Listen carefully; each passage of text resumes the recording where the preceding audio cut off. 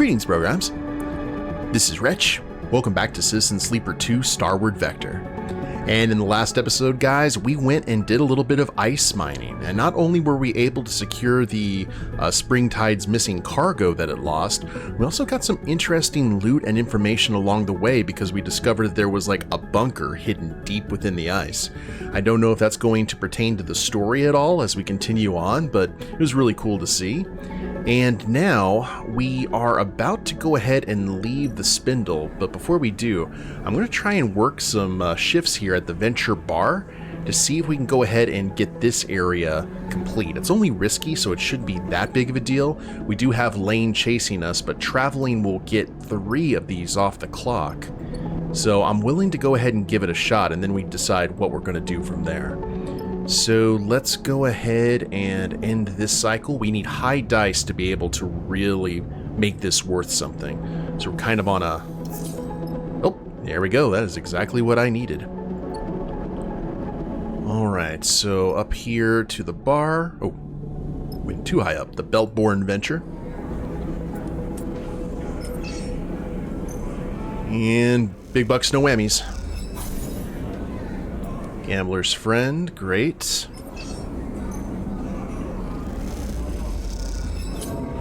Ooh. 3 cryo, a jury cycle full of desperate and angry drunks. Even when you get a customer, you don't feel much like chatting. Well, that's a shame. Well, let's go ahead and try that again. Alright, I think we can pull this off in the next day. And then kind of figure out what exactly is here. It may be nothing, but it's worth checking out. And we still don't have the ability to fix any of the things because we haven't broken any dice yet. I just want to lose this tail as quickly as possible. Alright, may not be able to do it. I may actually try to use some of our low-tier dice and hope for the best. Let's go ahead and get some food. Just in case. Buy some kelp cakes. That just sounds tasty. Alright. Good shifts, please. Stellar. You manage to find a big winner and they tip well before security comes to ask them a few difficult questions. Yeah, we got nothing but negatives here, so...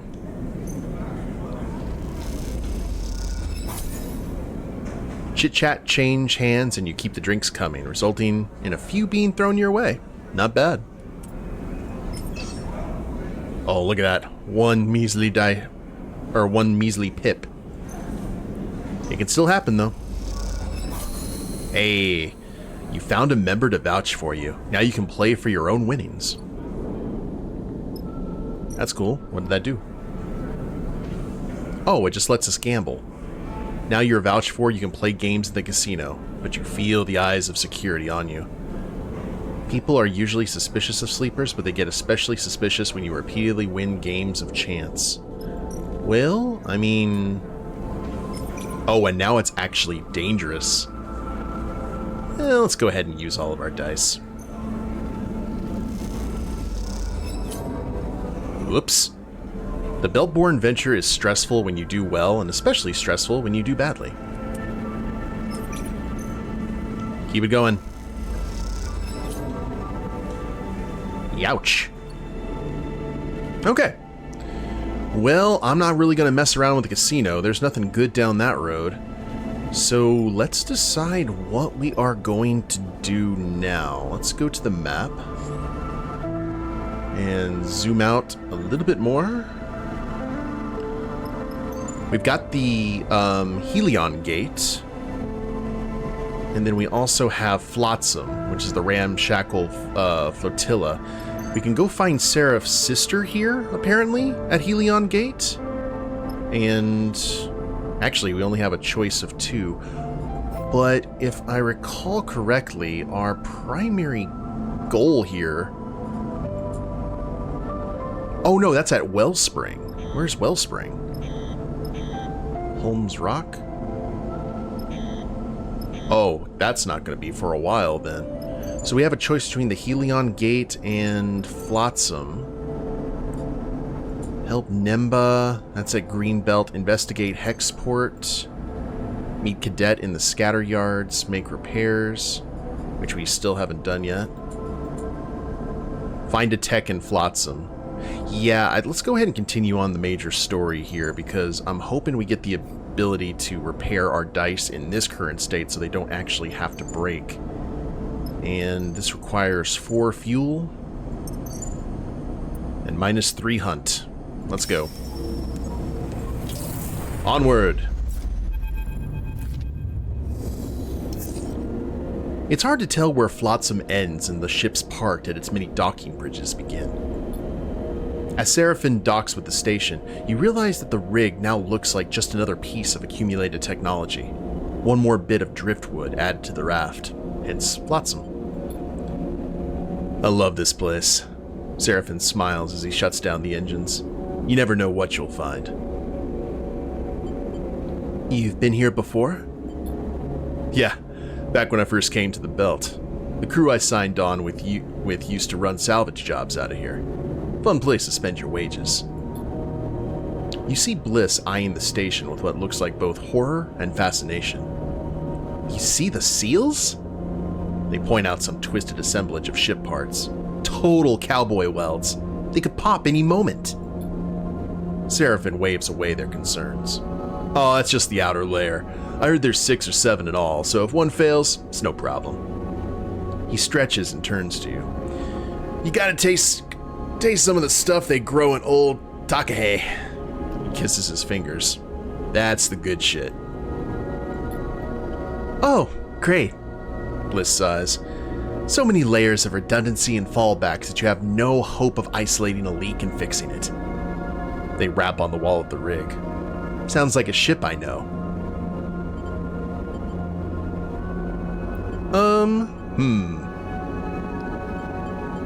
I want to defend my ship, though. Seraphin joins in, and the two of you shoulder to shoulder. Oh, she got you out here, didn't she? He shrugs at Bliss. No sense of gratitude.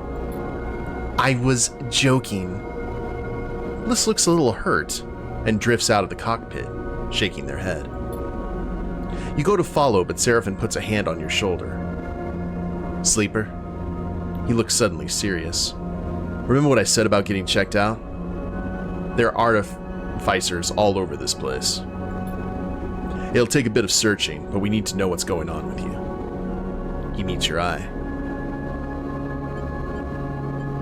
That's why we're here. Good. Seraphin nods. Let me know what they say. I'm gonna go see if any of my old haunts are still open. He drifts out of the cockpit with a mock salute. Catch you later. You're left alone in the cockpit with a view of Flotsam's chaotic structure. You look over the multicolored plating. It does, you admit, have a certain charm. Is this it? Oh wow, it is tiny. That's okay though. Explore Flotsam, a ramshackle assemblage of decommissioned ships and wrecks. To call Flotsam labyrinthine is a serious understatement. Analyze structure. Flotsam is made up from maybe hundreds of ships, gathered and modified over time. A good engineer might be able to identify them, and that is exactly what we're going to do. Look at these dice. Outstanding. Learning the chaotic structures of Flotsam from corridor to ship and back again takes time. You start paying attention to the wires, feeds, and pipes. They lead you everywhere, from busy thoroughfares to hidden bays.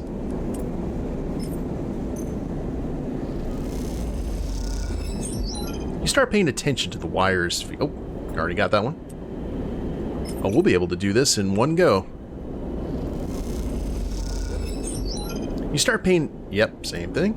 Just want to see if there was anything kind of different to pop up, and this should finish it off. Flotsam has grown on you quickly. There's nowhere else in the belt quite like it. The chaos of Flotsam intrigues you.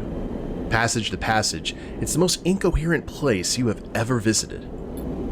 Plating, cladding, and cushioning of all kinds of conditions hides a forest of wires and ducts, interfacing in various ways their manufacturers would never dream possible. Rooms are crushed cargo bays, flipped bridges, and eviscerated engine rooms. Patchwork corridors are lumpen with messy welds, bending worryingly along their length. It is, to put it nicely, a total mess.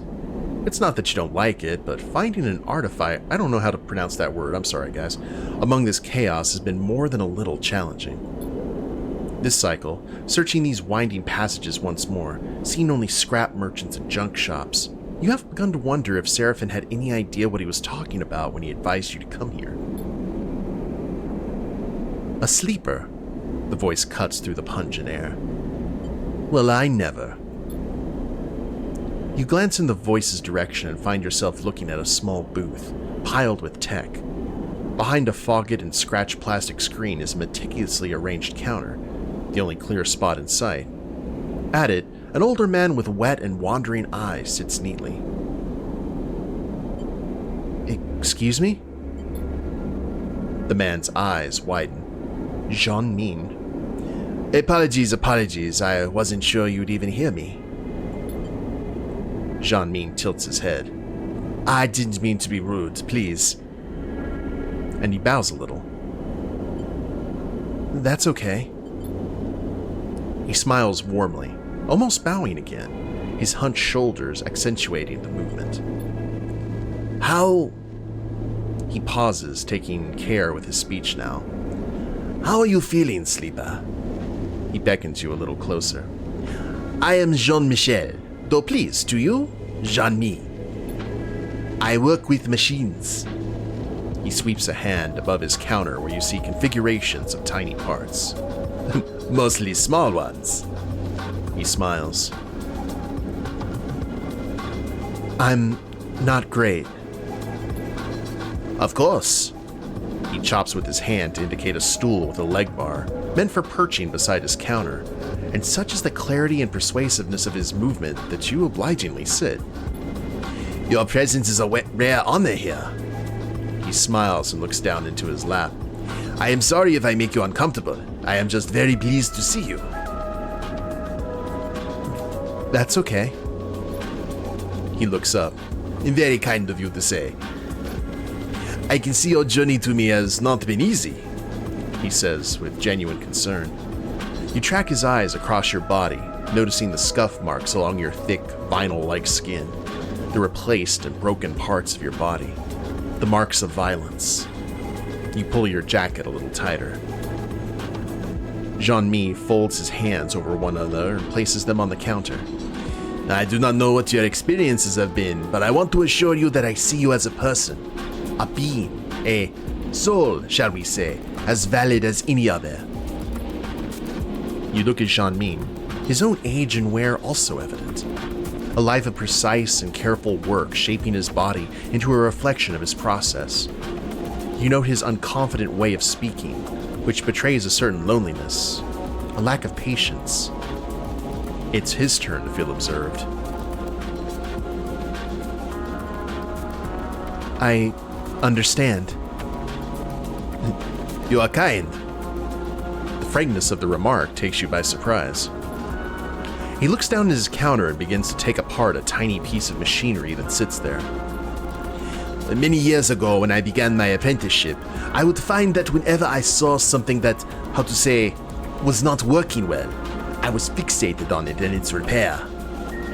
He tinkers with the parts, twisting them precisely.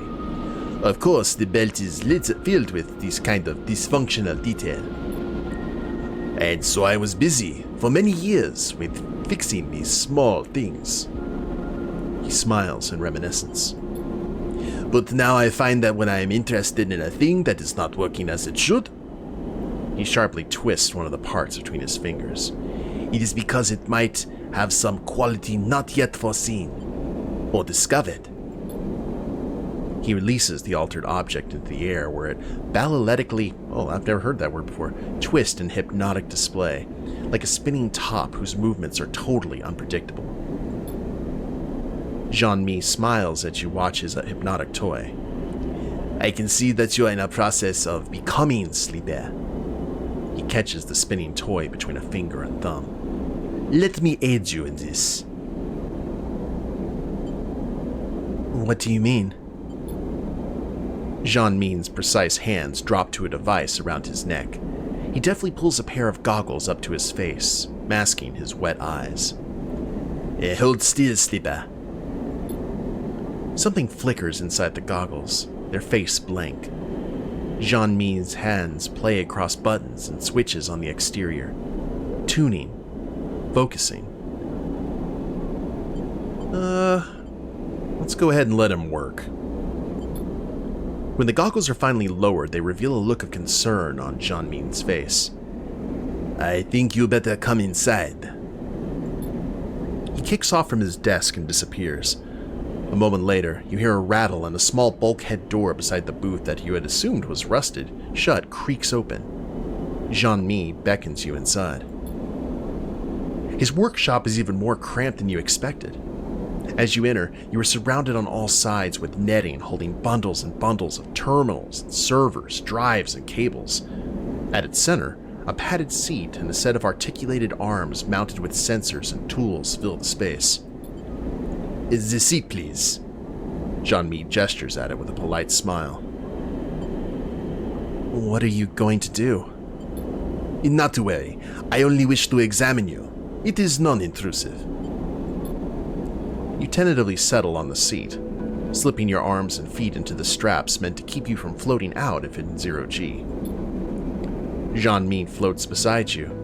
He looks across your body. There's damage here, I see that.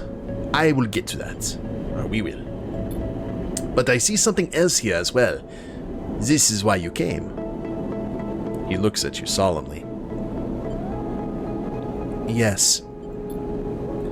Though I have never met a sleeper, I have studied them. I was lucky to acquire some materials from SN-Op some time ago in the interest of my own endeavors. He begins arranging a series of sensors around you on articulated arms.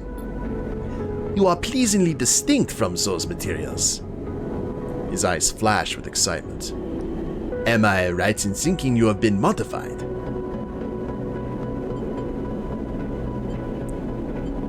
Why do you ask? You are physically modified, not externally, but internally. He carefully positions the final sensor. Your tracker is disabled, which makes it impossible for SN-Op to find you. Congratulations! He smiles broadly. But this is not all. You have been modified, yes, but you're also being modified as we speak. You feel a strange claustrophobia at Jean-Mi's statement. Modified. Seraphim rebooted your system, ran the recording protocol, but that shouldn't have physically changed you. It only removed your planned obsolescence, or that other word I normally can't say. How? Jean-Mi goes to a terminal and flicks a switch. Through the back of the translucent screen, you see a nodal web in the vague shape of a sitting body. Your body. As these changes appear to be complex, subtle, but consistent. Jean-Mi goes silent as he taps at the terminal, the representation of your body floating and unfloating in unsettling motions. What changes? Well, see here. He points at a flickering representation of your spine, tracing a line towards your head. Your nervous system is growing additional nodal points, here and here. Meanwhile, your emulation interface is growing an umbilical access port, though towards what end I am unsure. You instinctively reach back and touch the base of your head. As you do, the scan flickers and screeches with noise. You feel for something there, growing under your thick vinyl skin. Can you feel a lump? Or is that just your imagination? You pick at it. Jean-Mi sighs and shuts off the terminal. The changes are partial, and in all honesty, he gestures sharply at the sensors, the resolution is too poor. I need to run a full diagnostic, but for that I would need... He drifts over to another terminal and brings up screens and screens of text and diagrams. Yes, some kind of medium to hold your suspended emulation. The access jack I can build myself, but we will need to bridge your emulation. Jean-Mi speaks quietly, almost to himself. A shipmind would be ideal for this. Would have to be a high capacity, a prime shipmind. Solheim in origin. Perhaps Ilion Gate might hold records of any that were in the system. He taps at the terminal. Jean-Mi turns back to you. Yes, the prime shipmind is essential if you wish to further investigations to be done. I'll need this above all. He thumbs the terminal off. I am sorry to say, Sleeper. I'm gonna need a minute. Of course. Jean-Mi busies himself with taking down the sensors and folding away the articulated arms. As he does, you try to calm yourself. You feel as if you have worms under your skin, and it takes all of your focus not to pick at its seams. Jean-Mi suddenly but gently places a hand on yours. Please, remain calm. He puts a carefully restored rare component in your hand. This can help you. Jean-Mi waits for you to fall still. Then he leans back a little, relieving some of the strange intimacy of the moment. For now, our work is concluded. He meshes his fingers again and bows with a small head bob. But you are welcome. Anytime. Thank you. Of course. His manner seems to have returned to something more businesslike. A humble man who knows his customers' needs. You get up from the seat, a little dazed, and push away into the passage. Safe travels, Sleeper, Jean-Mi says quietly, placing the promised list in your hand as he lets you back into the station. You leave dazed, unsure of how you feel about the insistence of this man's particular kindness. But most of all, haunted by the idea of the unseen processes that are running within you. Part of you does not wish to know anything further, to leave this place and never look back. And another is desperate to immediately retrieve every object on this list that you may know what strangeness is happening within you. For now, you must steady yourself and find a way to continue. Seraphin comes to find you in your bunk. After Jean-Mi's assessment, you find yourself drifting back to the rig, in need of the familiarity and comfort of your own ship. Sleeper? He drifts in. You find one? He hovers by the door, looking concerned. You know what? Let's go ahead and tell him everything. You tell him about Jean-Mi, how he offered you repairs and ran an assessment of your frame. You described the cramped booth, the articulated arms, the strangeness of seeing your own body anatomized upon the terminal screen. Then you tell him that your body is changing, growing, in ways Jean-Mi cannot identify, that some process has been started and you not know where it will end. You mention umbilical ports and nodal points, trying your best to remember the details of the thing Jean-Mi asked you to retrieve. Seraphin grows pale and silent. He shakes his head when you stop talking. Lane. He frowns. That piece of shit has to be behind this. We don't know that. I know it, Sleeper. A dark look crosses his face. I am sure of it. We'll get you what you need. We'll find that ship mind. He nods. Bit of work here and there, and we can make it to Helion Gate and wherever else. What about your stuff? We'll do that too. He thumps the wall. We're free, Sleeper. No one can stop us. Just say the word, okay? He goes quiet. Don't give up on yourself just yet. He smiles. Get up and get back to it. And with that, he turns and kicks off down the corridor, disappearing from sight.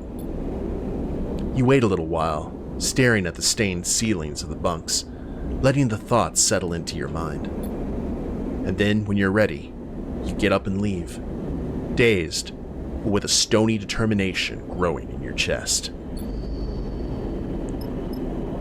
Okay, so we got some item. Not exactly sure. Oh, there's a lot to discover I just saw there. Man, it'd be really nice if we were able to get our fatigue, or our dice, I guess that's our life bar. The narrow escape. Old Takahe. In integrator offices. Ferris Tanker. In Jianmin's booth. Give Prime Ship Mind, which we do not have, unfortunately. That would be nice. But we know where it is if we absolutely have to use it. Maybe let's go get a drink. Take recovery contract. The Narrow Escapes barman, Botan, has a tip about a recovery contract. For a few chits, he'll give you the coordinates.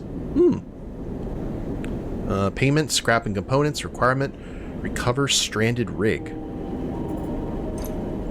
I think that's a good investment. Buy a meal. The Narrow Escape specializes in leaf-wrapped parcels of rice and mushrooms. All the ingredients grown on Flotsam. That doesn't sound too bad. Could be worse.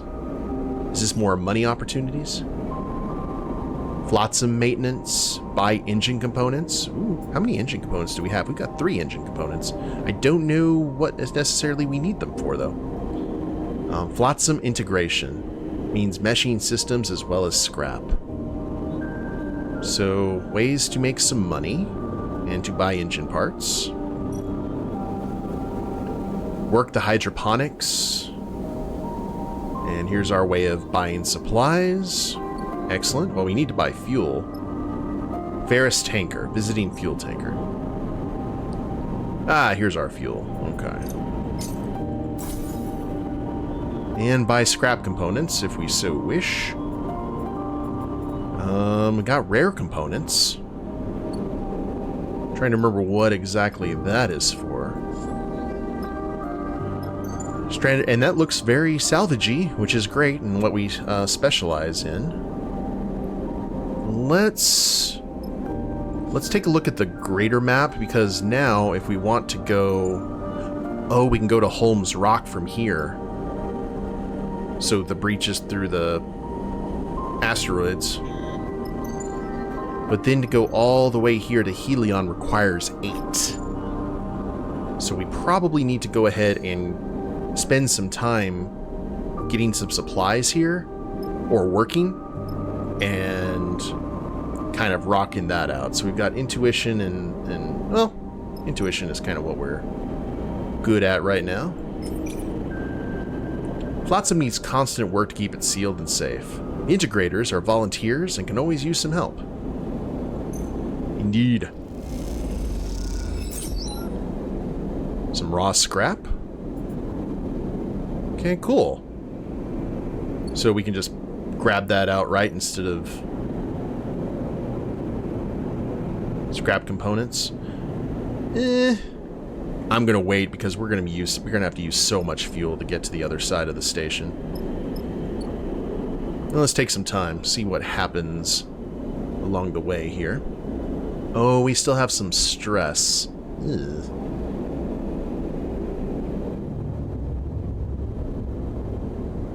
Can we rest a little bit, please? Apparently not.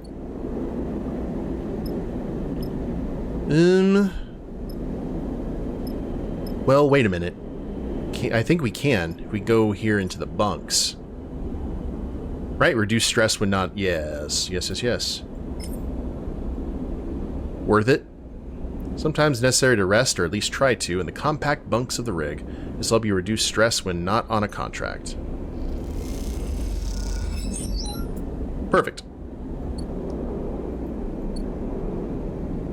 So, let us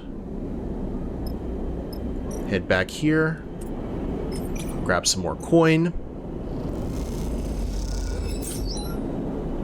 place an entire unit. When done, they let you take a little scrap as thanks. And I'm actually completely down for using all of our points here.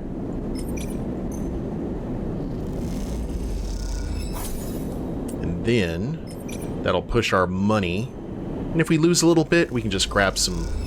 We can try one of those wraps. Actually, you know what? Just for the crack, let's go ahead and... Well, no. That's still 15. I think we'll get our stuff back if we continue on. But this is a good place to go ahead and call it an episode, guys. When we get back, we'll see about doing that contract here, see if that leads to any storylines, and then decide where we're going to go. We may want to travel back or head out to that new location that we saw. We got options. We can head straight to Helion Gate or Holmes Rock. Guess we'll just have to see what happens during this job. But if you guys like the episode, please leave a like down below. Subscribe to the channel, leave a comment, that'd be a big help. And we'll see you next time. Later days, everyone.